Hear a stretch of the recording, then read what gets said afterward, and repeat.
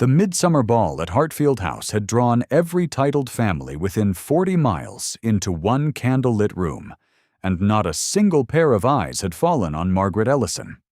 She stood between the second pillar and the tall window at the east wall, holding Mrs. Baird's ivory fan in her left hand, and Mrs. Baird's cashmere shawl folded over her right arm, positioned precisely where a companion was meant to stand, which was to say, nowhere anyone would choose to look. Her gown was gray silk, rehemmed twice, and let out once at the waist where it no longer needed letting, and it hung on her frame the way borrowed dignity hangs on a body that has learned not to expect the fit. Around her the room moved in cream and gold and diamond-studded combs, the scent of hothouse gardenias pressing against the cooler smell of tallow from the candles above, and the laughter that floated between the dancers had the particular bright carelessness of people who had never been asked to hold someone else's shawl. She was 24 years old. She had been invisible for 2 years. If you have ever stood against a wall and counted the minutes until you could leave, you already know what Margaret did not yet see coming. She could not have seen it. No one could. The Duke of West Haven arrived at 9:30. She knew because the string quartet faltered on a single note and recovered, and because Mrs. Baird's hand rose to her throat the way it always did when a room changed temperature. Henry Ashcroft was 32, recently out of mourning for a brother whose name the county still handled with the particular care people reserve for deaths that might have been prevented, and he had not attended a ball in 14 months. He stood in the doorway in dark blue evening dress, with no flower at his lapel, no gloves, no concession to the occasion save his presence, and the stillness of him was the kind that makes a crowd fall quiet in stages, table by table, fan by fan, until the silence had reached even the far wall where Margaret stood with the shawl, and the fan, and the gray silk gown that no one had complimented. He walked into the room, past Miss Lucinda Vane in ivory satin, with pearls threaded through her dark hair, who had been positioned at the precise angle of interception by her godmother, Lady Calloway, and whose smile now found no target. Past the Harrington sisters in matching primrose, past Mrs. Delacourt and her recently widowed niece, past every carefully arranged beauty the county had produced for this occasion. Lady Calloway's chin lifted by a fraction. Her fingers tightened on the fan in her lap.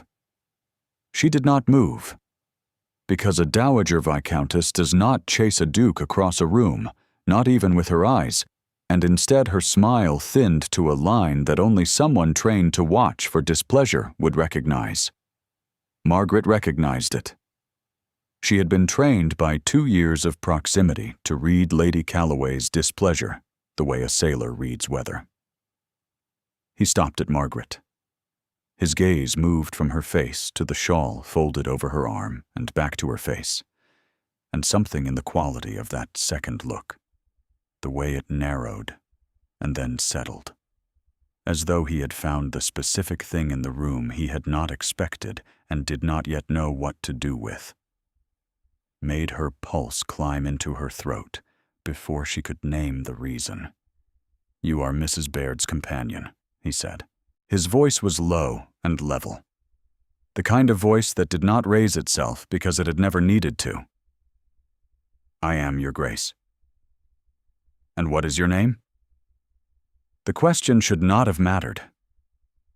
Companions were not asked their names at balls. They were asked to fetch a glass of lemonade, to find a lost glove, to stand where they would not obstruct the view. She felt her own breath catch against the whalebone at her ribs, a small, private sound no one else could hear. "Ellison," she said. "Margaret Ellison." He inclined his head by the smallest degree, as though her name were a document he intended to keep, and then he turned and walked to the far side of the room without another word. The entire exchange had lasted perhaps 40 seconds. It had been witnessed by every person in the ballroom who had eyes and the wit to use them. Margaret's hands were shaking so finely against the ivory fan that the carved sticks clicked once, and she pressed them still against the cashmere. Mrs. Baird appeared at her elbow within the minute, flushed and breathless and smelling of the rosewater she applied, before events that frightened her. "What on earth did he say to you?" "He asked my name." "Your name." Mrs. Baird's voice carried a faint note of alarm, the kind her mother's training had installed alongside the rosewater and the inability to refuse. "Well, that is rather unusual." It was, and Margaret, who had spent 2 years learning that unusual attention directed at a companion was never a kindness, pressed the shawl tighter against her arm and resolved to think nothing of it. Her pulse disagreed. She overruled it. She had been Margaret Ellison of Hatherley once.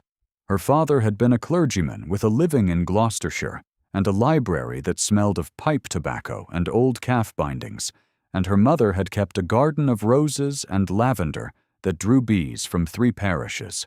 They had eaten supper together at a table set for 3, and her father had read aloud from his sermons while her mother mended stockings with a needle that caught the firelight, and Margaret had believed, in the way children believe in floors and ceilings, that the structure would hold.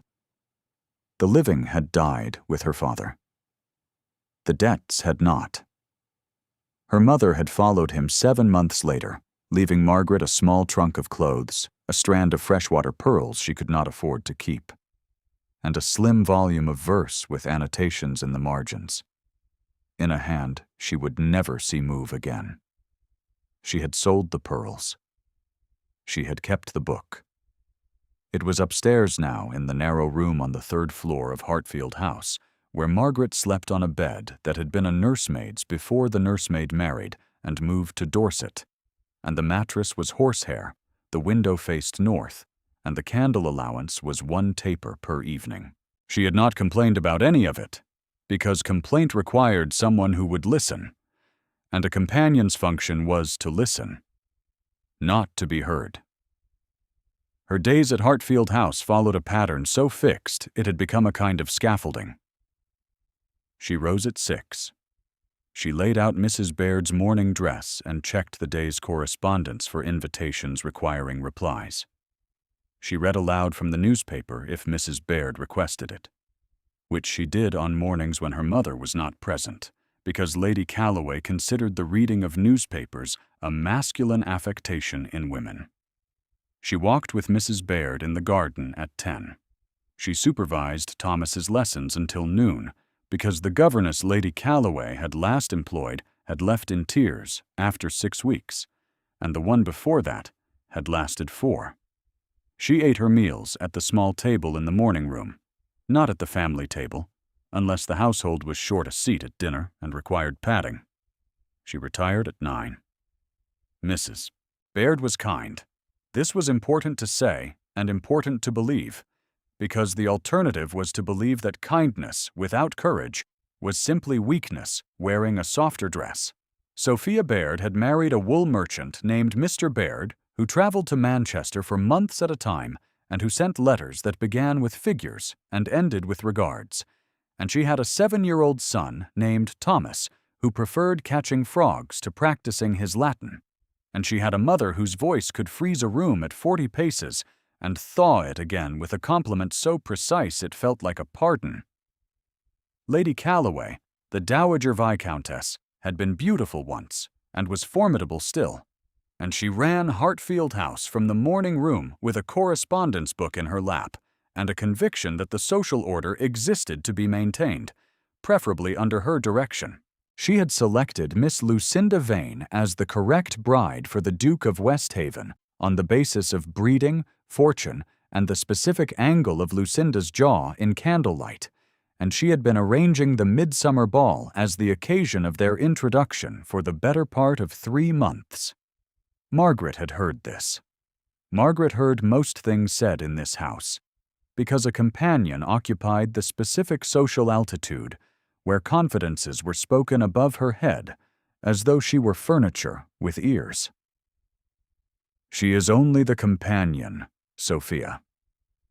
Lady Calloway had said that morning in the breakfast room her voice carrying the polished efficiency of a woman who had never needed to lower it for the help.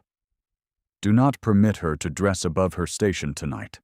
The gray will do. I will not have her drawing attention from Lucinda." Margaret had been standing in the passage outside. The toast in her hand had gone cold. She had set it on the hall table and walked upstairs to press the gray silk gown that had already been pressed, because the work of pressing something that did not need pressing was better than the work of standing still while someone explained what you were. 3 days after the ball, Margaret took Thomas to the lake. The boy had been crying at breakfast because Lady Calloway had announced that he would be sent to Harrow at Michaelmas, 8 months ahead of his age, and that his governess had been dismissed as an unnecessary expense, now that the boy could read and write his own name. Thomas was 7. He could read his name and not much else, and his hands were still small enough that Margaret's closed around both of them at once, and when he threw a stone at the water, it sank without skipping, and he looked at the rings it made as though they had personally betrayed him. "Like this," she said, crouching beside him on the shingle. She chose a flat stone the color of old pewter, showed him the angle of the wrist, the low release, the way the arm follows through as though throwing the stone were simply the first movement in a longer sentence. The stone skipped 3 times. Thomas shouted and hunted for another.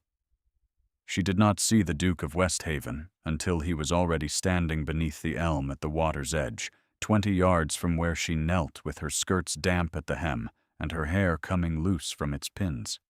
He was watching her. Not Thomas. Her. His face carried that same quality of arrested attention she had seen at the ball, as though something about her had interrupted a thought he had been in the middle of finishing, and the thought was now permanently altered.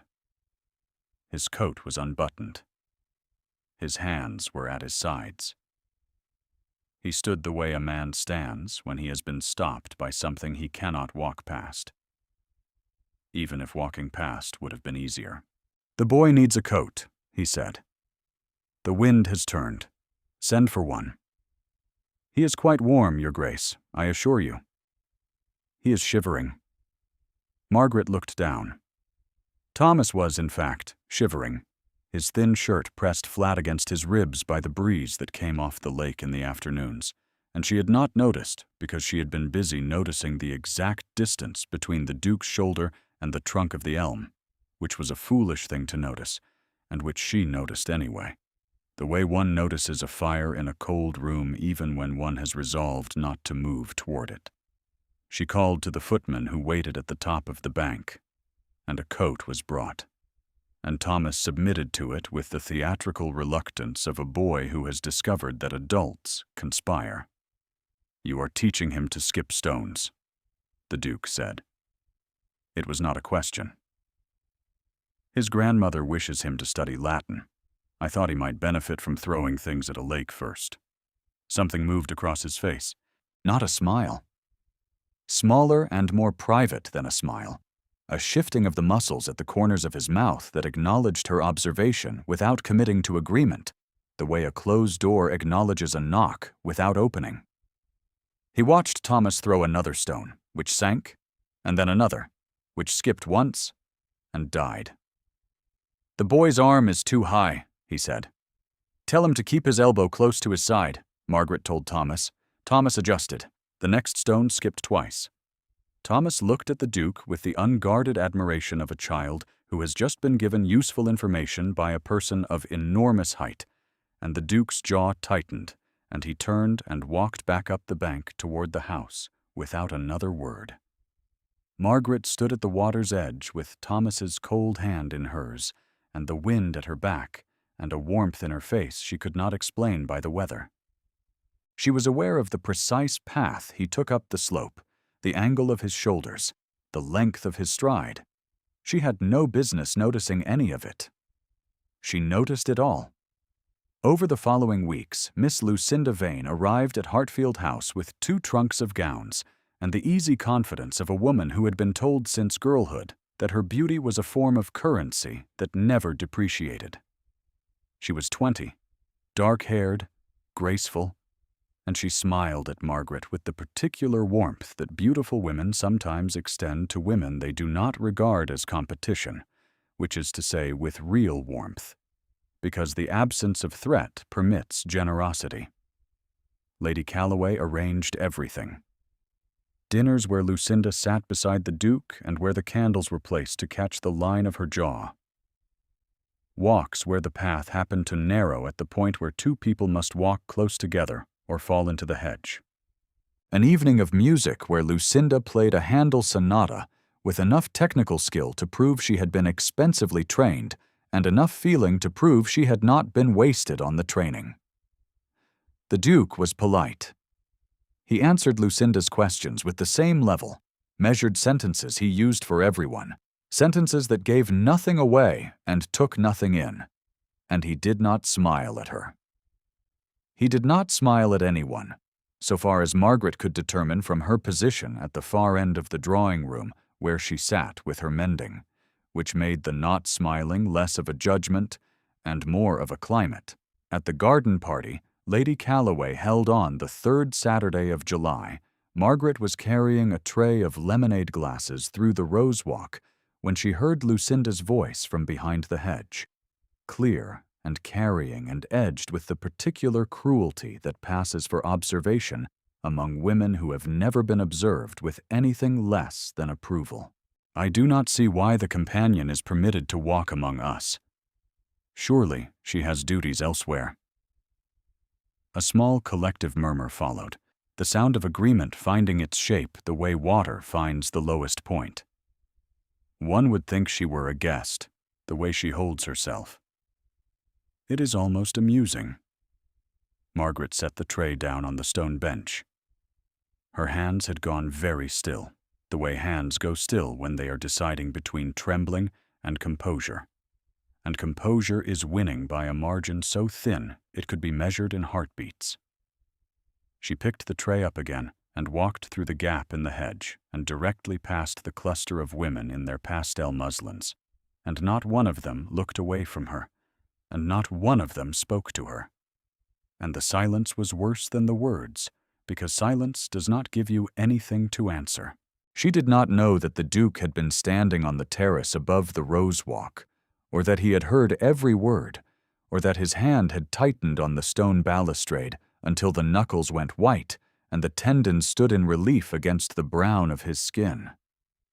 She knew only that when she returned to the kitchen passage, her breath was uneven, and the lemonade had spilled across the tray in a thin, sticky film she would have to clean before Cook noticed and reported it to Lady Calloway as evidence of carelessness. That evening, the Duke found her in the library. She was returning a volume of English history Mrs. Baird had requested and never opened, shelving it in the precise gap it had left, when she turned and found him standing by the mantelpiece, with one hand inside his coat pocket. His fingers closed around something she could not see. The room was warm and dim, the fire banked low against the July heat, the curtains drawn against the long summer dark, and the books on the shelves cast shadows that smelled of leather and dust and the particular stillness of rooms where people come to be alone. "What are you reading?" he said. Not a question this time either, a direction for her to answer. She held up the small volume of verse she carried in her apron pocket when she thought no one would notice. The leather was cracked along the spine, the gilt lettering rubbed away years ago by her mother's thumb, and the pages had softened to the texture of cloth.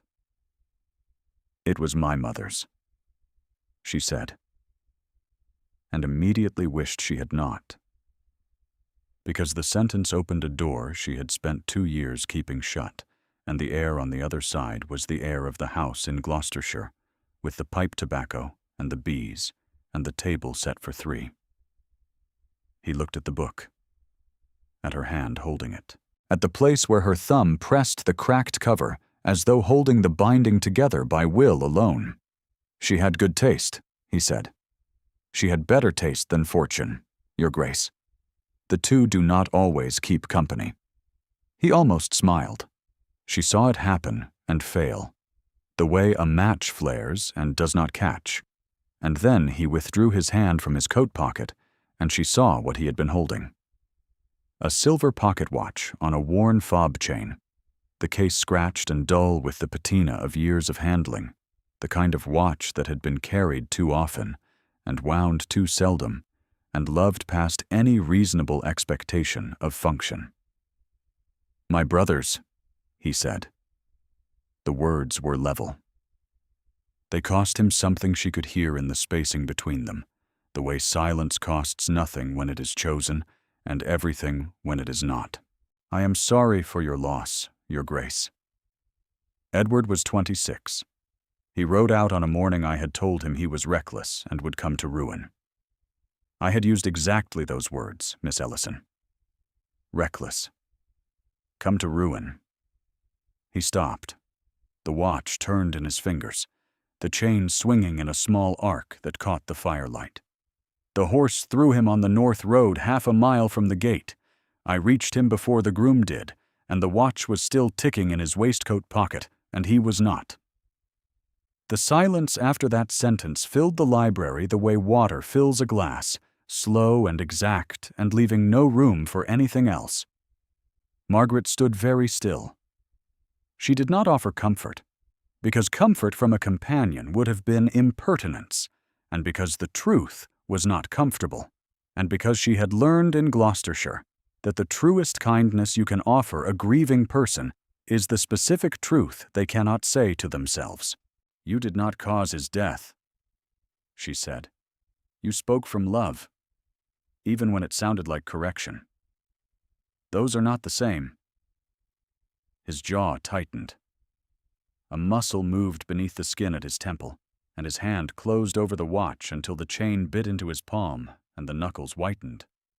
For a moment he looked at her with the mask entirely down, the way a house looks when the shutters are thrown open all at once, and the light falls on rooms that have not been seen in years. And what she saw behind it was not coldness. It was the kind of grief that has nowhere to go because the person it belongs to will not let it leave. "You should not be here alone with me, Miss Ellison," he said. His voice had gone rough at the edges. "Go to bed." She went.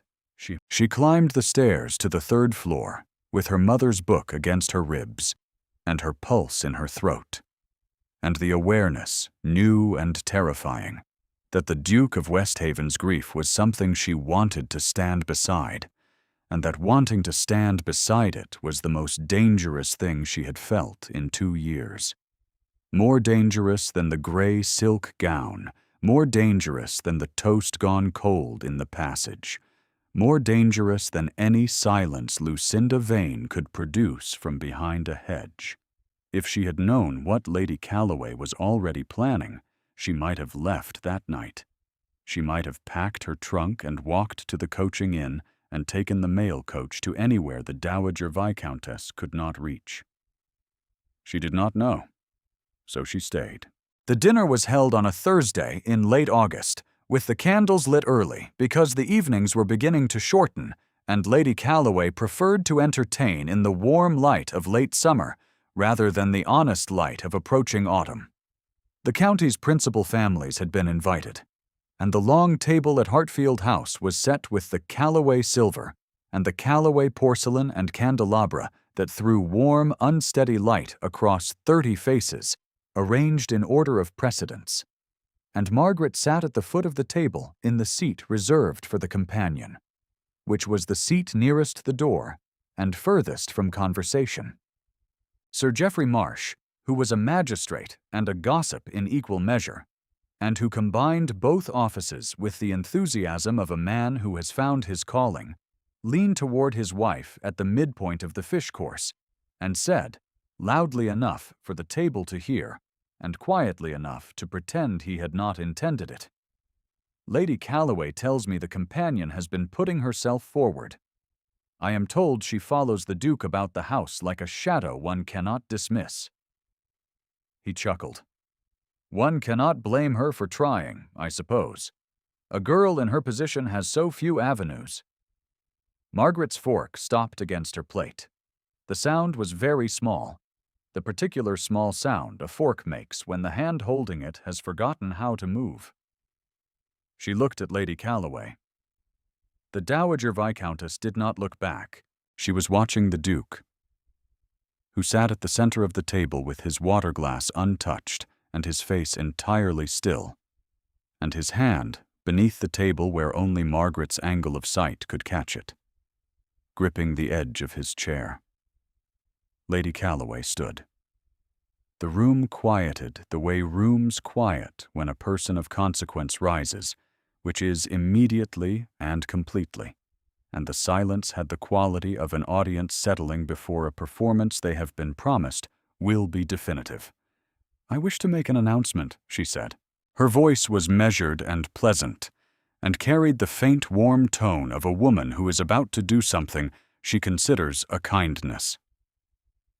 "Miss Ellison's services as companion to my daughter are no longer required. I have engaged a more suitable replacement, a widow of good family from Bath, who will arrive at the end of the week. Miss Ellison will depart in the morning. I trust she will find a position suited to her particular qualities elsewhere." The last sentence landed with the precision of a pin pushed through silk. The table looked at Margaret. 30 faces turned at once, and in every one of them she saw the thing she had been seeing for 2 years, which was the faint, embarrassed curiosity people extend to a person they have just watched fall, the look that is not cruelty and not sympathy and not interest, and is somehow worse than all three, because it carries no obligation to act.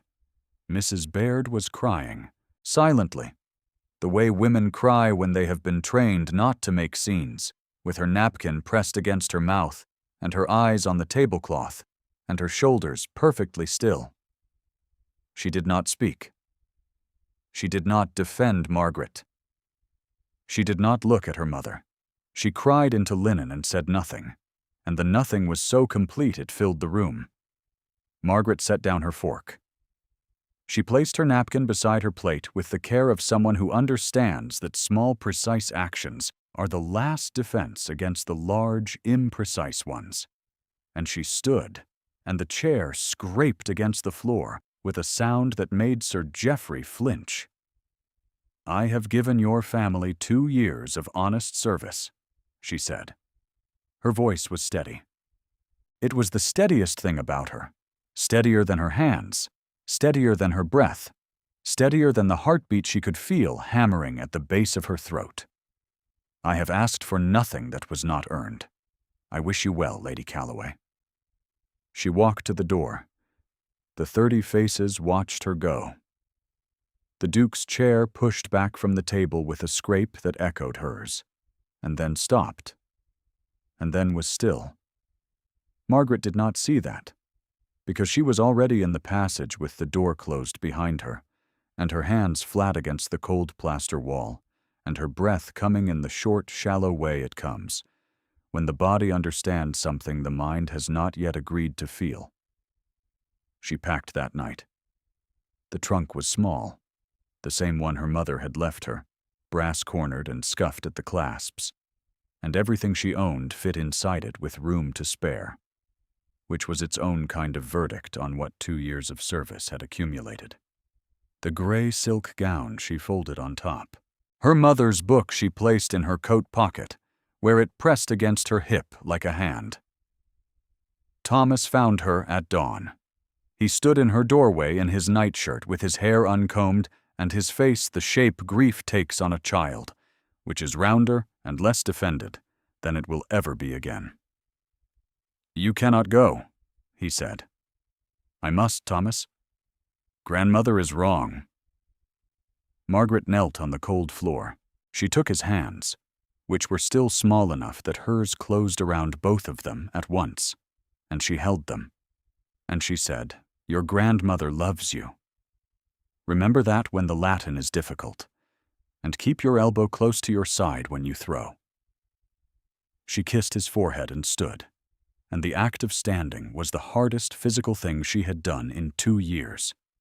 Harder than pressing a gown that did not need pressing, harder than carrying a tray through a silence that had no answer. harder than climbing the stairs with a pulse in her throat and a book against her ribs, and the knowledge that wanting to stand beside someone's grief was not the same as being permitted to. The harvest ball at Hartfield House was held 6 weeks later, on an evening when the trees along the drive had begun to turn, and the air smelled of wood smoke and cold grass and the particular sweetness of a season ending.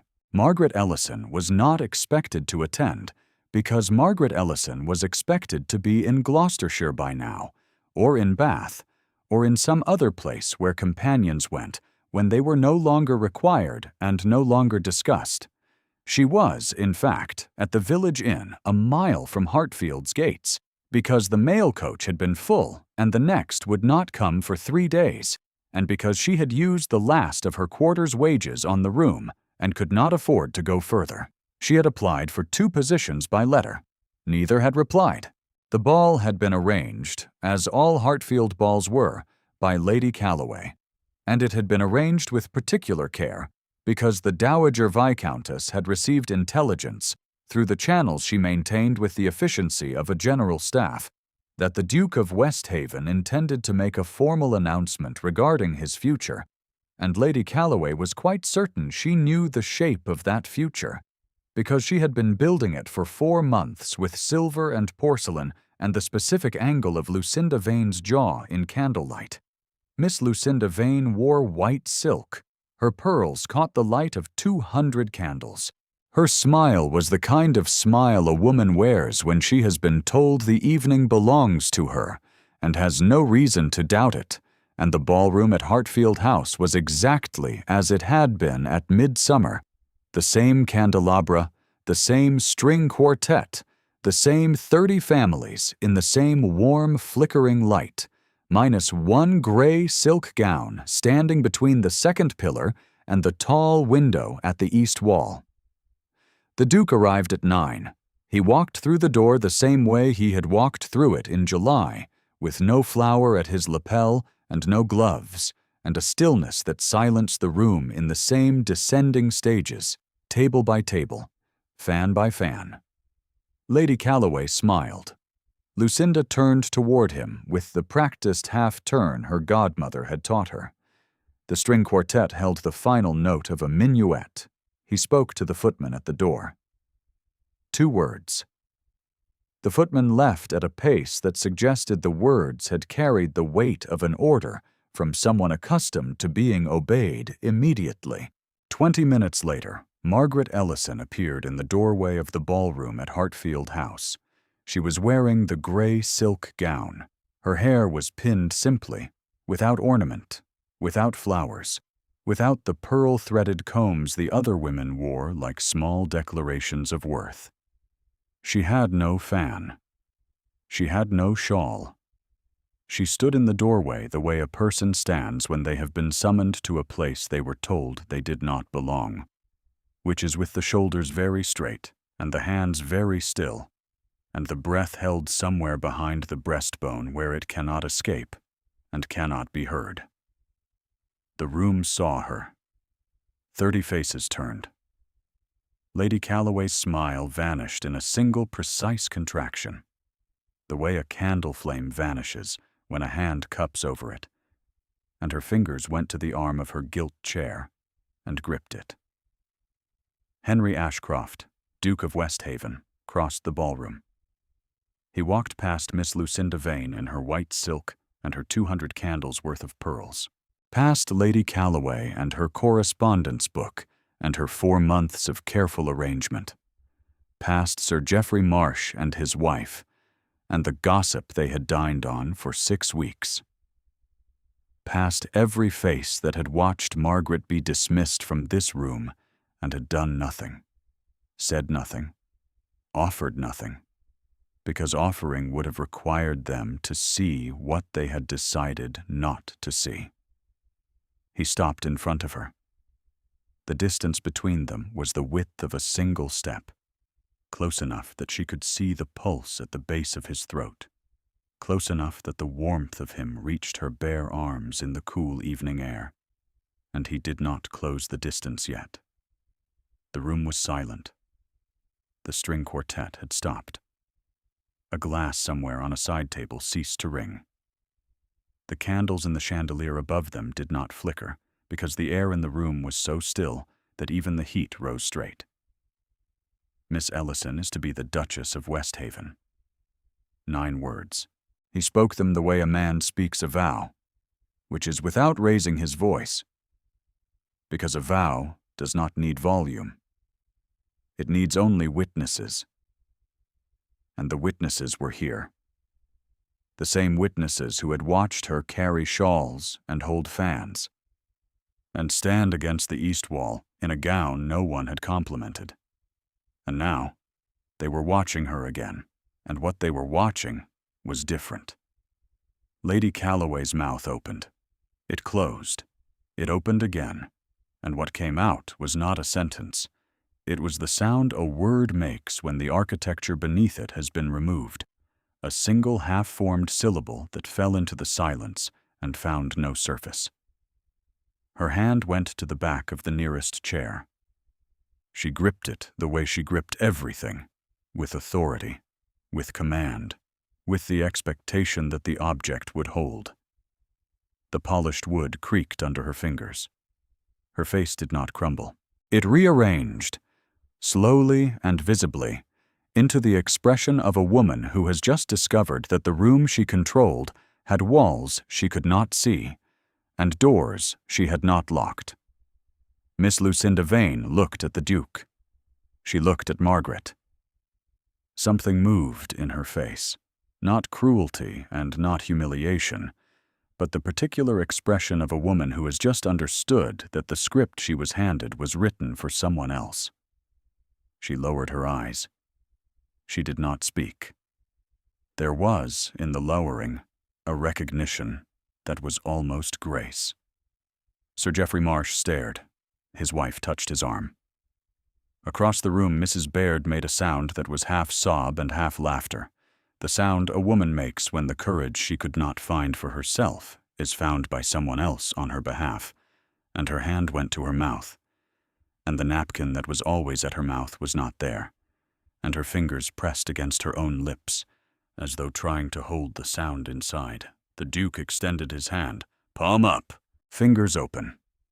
The gesture was specific and unhurried, and Margaret looked at it the way a person looks at something they have been waiting for without knowing they were waiting, which is with the whole body very still, and the eyes very wide, and the breath finally released. She placed her hand in his. Her fingers were cold. His closed around them, warm and certain, and she felt against her palm the round, hard pressure of the pocket watch in his waistcoat. Pressed between his hand and hers, Edward's watch, the one that had kept ticking when Edward had not. He was giving her the weight of it.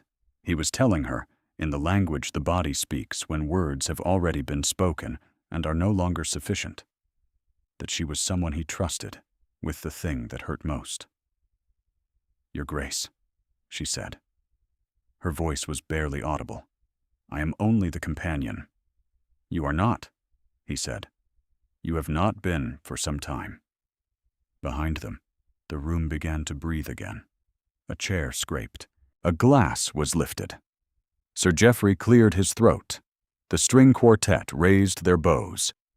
And in the slow resumption of ordinary sound, the specific sound of a world rearranging itself around a fact it should have recognized sooner, Lady Calloway remained in her chair, and her hand remained on its arm.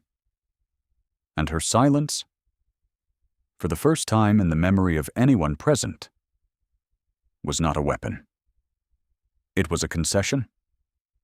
The Reverend Mr. Hale, who had come to the ball because his wife insisted, and who had expected nothing more eventful than the punch, stepped forward and offered his hand to the Duke with the quiet, professional warmth of a man who recognized a sacrament when he saw one.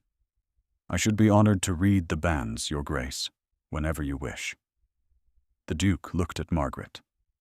"Whenever Miss Ellison wishes," he said. Thomas was the one who broke what remained of the formality. He had crept downstairs in his nightshirt, as 7-year-old boys will do when they hear music and suspect that something is happening without them.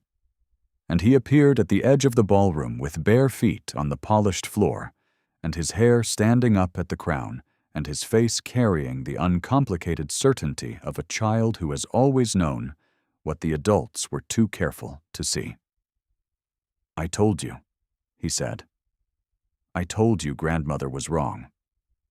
Margaret laughed. It was the first time she had laughed in Hartfield House, and the sound of it surprised her, the way the sound of your own voice surprises you when you have been quiet for a very long time and had forgotten what it carried. Henry held her hand. He did not let go. The following spring, the house at West Haven was warm and full of books. Margaret had chosen the curtains herself, a pale green linen that caught the morning light and held it the way a cupped hand holds water. And she had placed her mother's volume of verse on the table beside the window, in the room that was now hers. The room with the south-facing window and the deep stone sill, and the view of the garden where the first roses were climbing the trellis her husband had ordered built without telling her, because he had heard her mention once, in passing, in the library at Hartfield House, that her mother had grown roses. Henry sat beside the fire. The pocket watch lay on the mantel above him, open for the first time in 6 years. Its face turned toward the room as though it had finally been permitted to stop keeping time against a debt that had been paid. The chain hung loose over the edge of the marble, catching the firelight the way the fob had caught it in the library on the evening he had shown her what he carried, and she had told him the truth he could not tell himself. Thomas was visiting. He had arrived that morning with mud on his shoes and a collection of flat stones in his pockets, and he was in the garden now with a spaniel that had no name yet, and no manners yet, and no intention of acquiring either, and his laughter came through the open window, in short, bright bursts that sounded like stones skipping across water. "Margaret?" Henry said. It was the first time he had used her name without her title, and the sound of it in his voice, low and level and deliberate, settled into the room the way warmth settles into a house that has been cold for a long time and does not intend to be cold again. She looked up from the book. His eyes found hers across the quiet room. She did not look away. Outside, the wind moved through the garden. Thomas threw a stick for the spaniel and shouted something she could not quite hear, and his voice carried across the new grass and through the open window and into the room where Margaret sat in a chair that was hers, beside a fire that was hers, holding a book her mother had loved in a house where someone had asked her name and meant it. The volume lay open in her hands. Her mother's handwriting in the margins caught the afternoon light, and the ink was faded, and the hand was still. Thank you for staying with Margaret until the end. If her story found something in you, a quiet word would mean more than you know.